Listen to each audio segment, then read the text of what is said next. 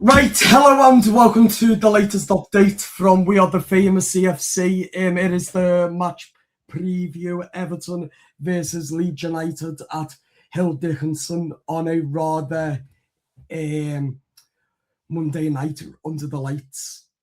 So, how are you feeling going into the game? Do you know what? I said it last time. If you look at the match preview for Villa, about 3 seconds in, I went, yeah, we'll get a clean sheet." And you know what? I'm gonna stick with it. Clean sheet time, and I think we'll be alright. I'm going for like a 1-0, and I think it will be Jake O'Brien header. Nice. I think we'll have a goal chalked off for some. It'll be like a Tarky goal that's chalked off for an offside on a corner. Yeah, well, Your it's hard thoughts? for me. We played well against Villa Park, but our home performance is very, very bad without a shadow of a doubt. It's awful.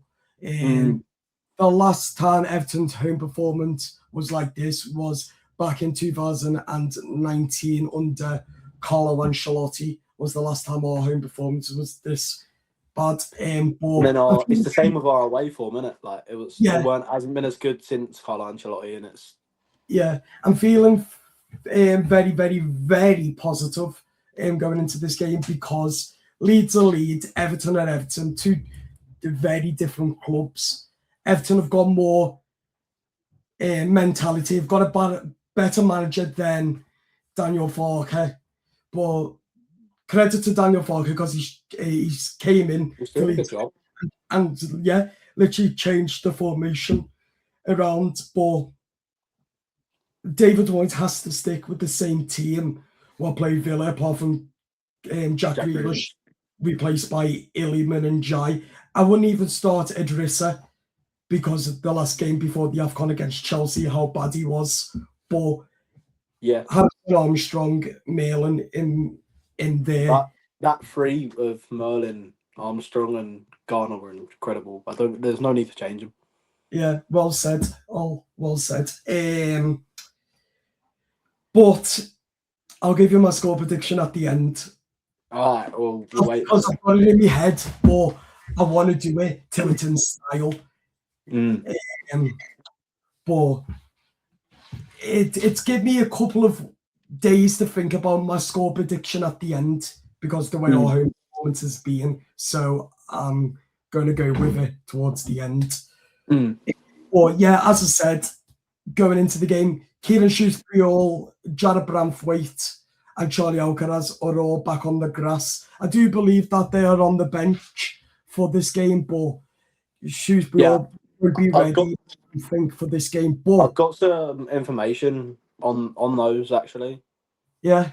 So Jared Branthwaite is definitely available.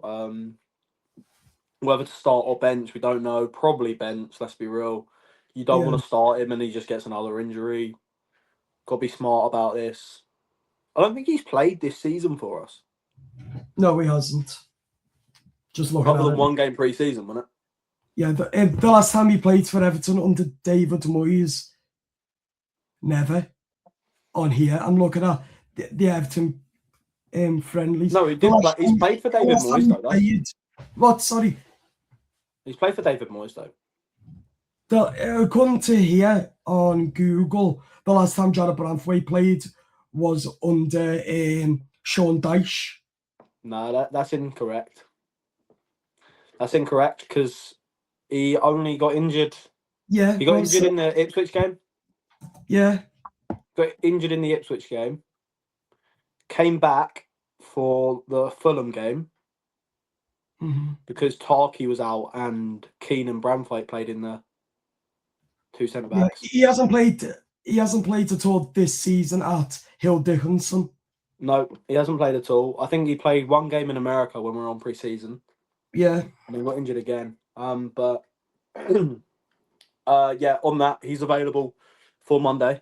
And Dewsbury Hall should be available Monday. It's a potential, not a guarantee. If Charlie Moyes doesn't Alcaraz, I don't start know a him, lot about because we only just heard that he was back in training. There's not been any news about that. That was kind of under wraps. And on Grealish, actually, upon hearing David Moyes saying that the specialist report isn't out yet. So actually, any news outlets and stuff like that saying that his injury has a certain length is actually lies because they don't know the length because the report isn't out yet. They're just speculating. So they inside the club speculate around 8 to 12 weeks rather than the 4 months that people are saying. Obviously 8 to 12 weeks is still rough, but it's better than 4 months. yeah. But don't believe everything you see because there's no official report out yet to actually tell us how long the injury is. Leeds are unbeaten in 7. They got beat last week against Newcastle United 4-3 as well. Calvert-Lewin with the first goal for them via penalty, but Everton are coming into this game and a mixed bag. We've lost 3, we've drawn 3, we've won 2. But at home, the record, your Brentfords, your Tottenhams, we should have won. Your Wolves as well. So I am worried going into this game, but mentality, I'm not worried. Do I think that we're going to win? Well, I'll let you know at the end of the video. But look, I think what we got to look at as well is like, I think, the difference is at home, right? Is there's an expectation to play front foot football and kind of get at people, and where we're missing players, I feel like we don't have that quality to kind of do that. Yeah. And obviously having players back means that we might start playing that football again because obviously we started very well at home and whatnot. So it depends. And then I think away from home, you're able to play the sort of football that's like quick break and be tight defensively, which is what we were always good at anyway. And I feel like that's why we concede a lot more at home because we're trying to play that front foot football, which then leaves gaps. Yeah. Which then means, and realistically, if you don't concede, you can't lose a game. So I think that's where it's got to stem from. Okay. And again, I agree with you without a shadow of a doubt. But mentality-wise, is strong. What are your thoughts on Leeds now? At the start of the season when we played them, because it was the first game of the season, also on a Monday night, weirdly. We were robbed anyway. It wasn't a penalty anyway. It wasn't a penalty. I think we were without Grealish came on in like the 85th minute, if I remember. But look, they're a lot better side since we played them last. I think they've found a bit of form and whatnot, but at the end of the day, they're not. And I don't mean any disrespect to Leeds fans here, because you know we're not this either. But they're not your Cities, they're not your Liverpools, they're not your Arsenals. These are the teams that we should be not easily, but given a game against. We shouldn't be going. Don't get me wrong. We shouldn't be going. Oh, we should batter these because they are a good side as well. They've done well. They spent well in the summer. You know, I do think Dominic Calvert-Lewin was a great signing for him. I think when he's fit and on his day, he's a brilliant striker. But you've got to think the players they've signed are all over 6 foot, right? Yeah. They're a tall team. So corners necessarily are going to be hard to get in. The way around it for me is if we've got people like Njai and Dewsbury Hall and Jimmy Garner in the side on Monday, we've got to try and play through their midfield, which is their weakest part at the moment. And I believe, obviously, Jack Harrison's just left to go to Fiorentina. Tanaka has picked up a knock in training, so he might not be in the side. So that kind of right wing area is looking a little less prominent than it was, which is where most of their attacks are coming from. Mhm. So I think we've got more of a chance than people say we do. Yeah. Going into this game, we went from the Villa game having literally 0 on the bench to a rather full bench with a full midfielder and right back. Because Seamus is now on the bench. You've got O'Brien who could play at right back. You've got Pato who can play at right back. You've got Seamus. So we have got a thingy. But again, I want to see Nathan Patterson at right back. Do not change your back line. If you want to change up, then change the top of the field. Do not change any of the midfield either. Thomas. What's going on, the boys? How's it going? Good, you? Yeah. Good stuff, boys. Why is it What dead were you on echo? about today? What? It's very echo. Echo. Yeah, hold on. Let me try and get something sorted out. Go ahead. Bottom up. What? Let me know when it's Bell or if it's Bell. No, it's still the same. Right, hold on.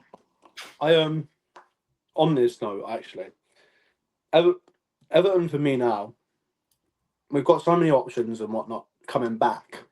Yeah.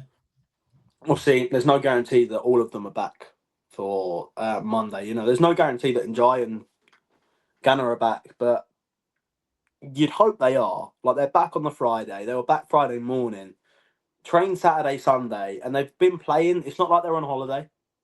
It's not like they've been injured. Mm-hmm. They've been playing every week. So what you do is, and it's not like they've just been playing a few tippy-tappy games. Like, they've been in intense training. Like, they should be able to just step up on Monday and do it. And I'm not saying, oh, well, what was that? Did you see that? Yeah. That's fucking weird. But it's like, then they're not. I get it. You want to rest them and let them have a bit of like a celebration, but we've got Europe to chase. We need our best players in, especially when Grealish is out now. Yeah. Well and truly, lad. Well and truly. On that note, just looking at the league table, if Everton do win and Man United fail to win at the weekend, Everton can go to 5th. Yep. On the same points with a better goal difference. So it's a must win and it must get beat for Man United. If not, then we can go between 6th and 7th without a shadow of a doubt. Even if Brentford win, we can overtake them. Yeah. I think it's imperative. I said it earlier. It's imperative we start with a clean sheet because you can't lose if you don't concede. No, whenever Everton go 1-0 up, 2-0 up, we keep a clean sheet so far this season. We don't bottle it like last time or when we went 2-0 up, then you know what comes next. Yeah. I think that comes down to a manager mentality and a coach mentality, that. Because you're telling me that Dyche is telling them at 2-0 in the 87th minute to go get a third. When this man's all about defence and making sure we protect Leeds. There's got to be something that the players didn't respect the manager there. I know it's old news with Dyche, but you can see it. The players weren't playing for him, and it's one of those. Yeah. Here's another stuff for you. This time in 2020, when we had Carlo Ancelotti, we were sitting here where we are now, between 3rd and 10th. This day now, in January, we were 3rd in the league. That was such a fever dream. That was because of our away performance. Like now, we are where we are now because of our away performance. But if we want to get into Europe, then you've got to beat the likes of Leeds at home. We need to make the Hill Dickinson a fucking fortress again. Yeah, just like Goodison, to make it intimidating for the opposition teams to. Shit. Like on the tour, they were talking about how they've got the acoustic paneling and it like makes it like cagey and stuff like that. I'm yet to see us use that to our advantage, other than maybe Crystal Palace. That game was just like fucking class. That one. It's always against Crystal Palace we get a cheeky comeback. Yeah. They must fucking hate us. Yeah. To end the video now, score prediction. You go first. Gonna go 2-0 Everton. Okay. Who to score? Jake O'Brien, Tiano Barry. Okay. I thought about my one now. Mm-hmm. I'm going to go all out. But I see us doing this. But our home performance. This game, I can see it's going to be a difficult game for Everton, but we can break them down with our midfield and with Illiman and Jai. So I'm going to say 3-0 Everton. Barry and Jai and James Garner for signing his new deal. And that, my people, is the match preview done. Do like, comment, share. Thanks for coming on, all. And also, anytime. Sound. And also, people, check out my next video in about 20 minutes time for the James Garner news. Bye-bye. Up the toffees.